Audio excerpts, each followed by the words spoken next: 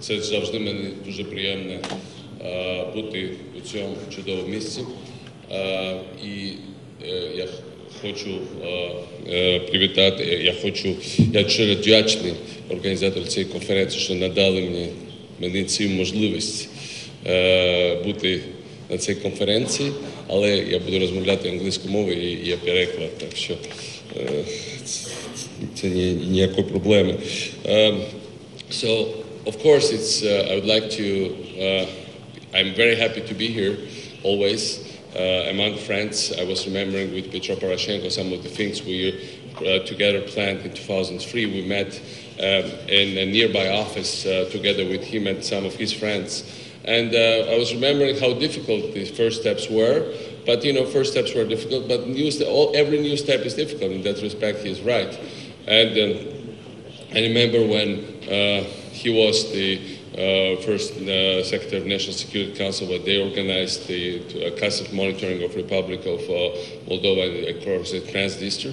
These kind of complex things, internal issues, outside issues, economic issues, political issues intertwined together, they all take toll. And of course, when you look at where Georgia is, you know, for a small country, benchmarks do matter. And we're talking about benchmarks, and according to the European Union, Georgia has become, for the last several years, by the time of the elections we had in October, the least corrupt country in Europe, based on the last EU survey. The last 3 years, the least criminalized country in Europe, according again to the European Union. On doing business list, we were of the World Bank, we were first country ever, first developing country ever to make it to top 10. We were number 9 according to the figures that were published this October. And this is a club spearheaded by Singapore, then Hong Kong, then US, then UK, Australia, New Zealand. I think we just before us Denmark, after us it's Sweden, I believe, and then, for instance, like afterwards there are 15 or 16 Germany, and then the others. So that's quite important.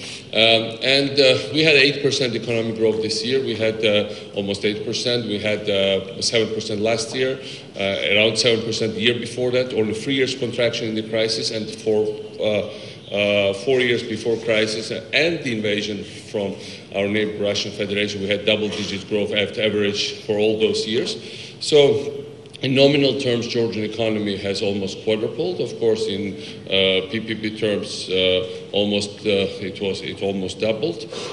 But that's how we went. And having said all that, I mean, we still in terms of when having come with all these credentials to elections, still our people voted the other direction. And that really shows you how complex those things are. And one thing is to get all the benchmarks, and the other thing is really to stir society around. And that takes time. And that takes resistance, and it's never just, you know, way up. There are ups and downs. And there are ups and downs in terms of government policies, there are ups and downs in terms of public mood. That's more than normal, and we learned it firsthand. From that point of view, what can be done? Is it way back anywhere for any of us? And I think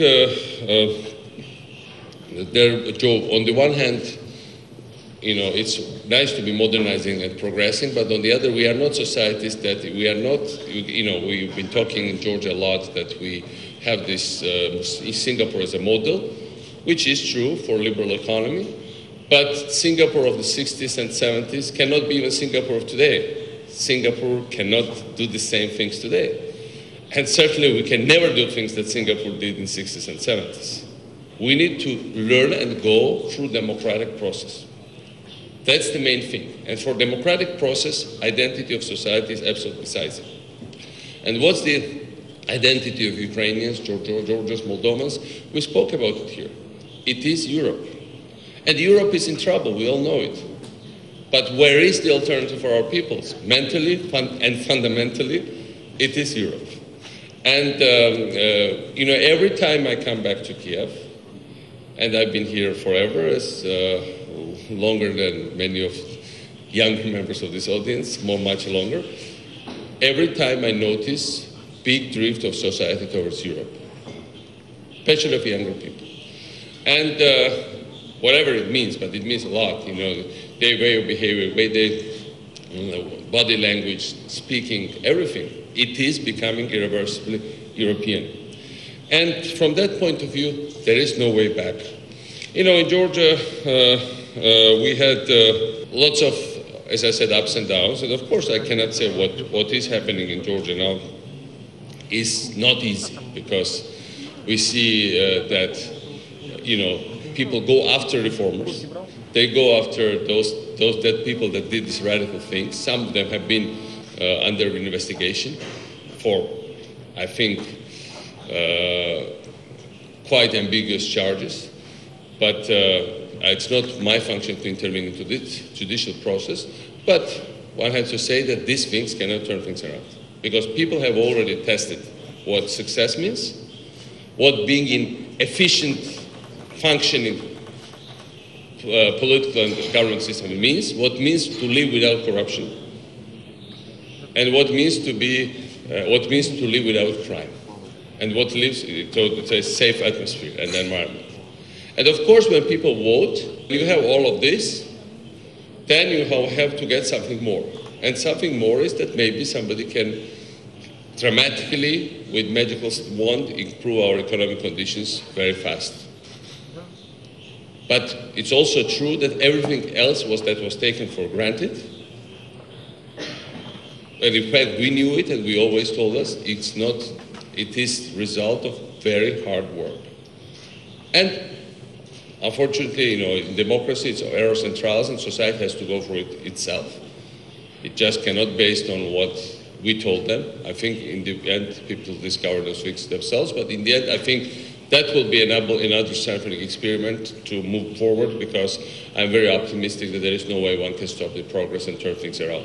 There is no way back for our societies. And there is no way back primarily because we have to be in European family. And the European family is not just, you know, structural thing, it's not just benchmark, but of course the visa liberalization is important, the CFTA is important, association agreement is important, European perspective is important, and Europe will never build full until Ukraine is part of Europe, and I believe that we are part of this wider package. And I think irreversibly it is going to happen much faster than people imagine. And from that point of view, I think we just need to have patience. And it takes the whole generational change to get there, but we will get there. And I'm sure that also means that all the benefits of Ukraine being in Europe will also be received by Europeans. It's not a one-way street. Of course, Ukraine needs Europe, but I would argue that exactly to the same extent Europe needs Ukraine at this point, especially because there is a crisis and big experience of almost an economic meltdown. From that point of view, the big country, and Europe has always been looking for new horizons, and Europe will always come back to the idea of expansion. Своєї сили. Але чи можемо ми сьогодні бути задоволеними тим місцем в рейтингу привабливості, в інвестиційному кліматі, який сьогодні демонструє Україна? Звичайно, що ні. Чому? У нас є приклад Грузії.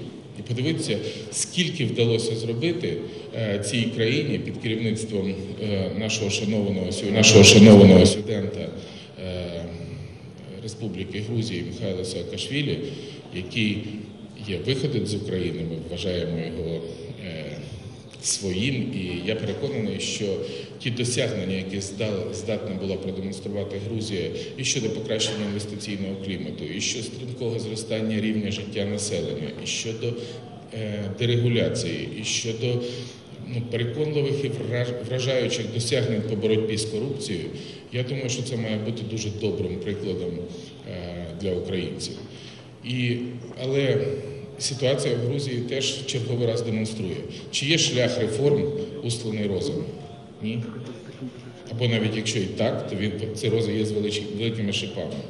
І це черговий раз показує, що справа реформ – справа невдячна. Але ми маємо продемонструвати абсолютно рішучу політичну волю для того, щоб незалежно від того, чи буде цей шлях усланий розами, ми продемонстрували, переконливо продемонстрували і провели реформи. Бо сьогоднішній день, якщо взяти, які в нас є пріоритети, то в першу чергу реформування потребує економіка. І я би не впадав сьогодні в відчай або в депресію стосовно нібито там показників, які сьогодні демонструє українська економіка. Якщо ви глянете динаміку і вибудуєте графік цін на основний експортний продукт, на чорні метали, на сталь і залізо, і графік зростання або падіння промислового виробництва, ви будете вражені, наскільки вони абсолютно